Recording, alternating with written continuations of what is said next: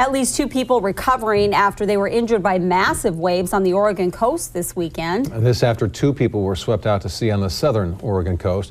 KEZI 9 News reporter Amber Wilmarth is live in the studio tonight with more on coastal hazards and staying safe. Amber? Matt, Renee, as beautiful as the ocean is, the waves can be sneaky, ruthless, and unforgiving. The U.S. Coast Guard says there are steps you can take to stay safe. The Oregon coast, known for its miles of beautiful scenery. This is one of the only places in the world I can come and clear my head and just let the ocean take all my problems. It's beautiful. I was not expecting the amount of waves and everything out here. And the North Jetty in Florence, a popular spot for locals and tourists. It's a great place to visit, have an outing for a beautiful sunny day like today. On that outing, the U.S. Coast Guard says it's important to always be on alert.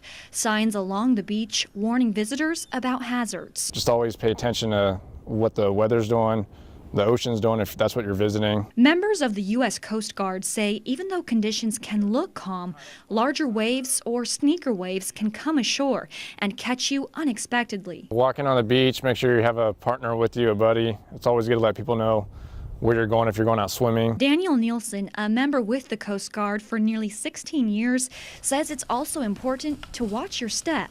It might look smooth, but there's actually 2 to 5 foot shelf right at the tide line, and if you fall off that and fall in the water, you might be right there next to the sand, but that's actually where you can't get out from over that hump, and that's where a lot of people end up getting caught by an undertow or rip current and then pulled out to sea. Earlier this month, an Elmira father and son were recently pulled into the ocean on the south coast and still have not been found. Sneaker waves are anecdotally known to folks who grew up in Oregon and Washington, also in Northern California. A professor at Oregon State University is working on a system to prevent future tragedies. A forecasting system where we determine whether or not the waves that are forecasted for tomorrow have the likelihood of causing sneaker wave phenomenon or not. Massive waves hit Lincoln City over the weekend. Firefighters say they rescued a woman who was hanging from a damaged rental property in Lincoln City Saturday morning.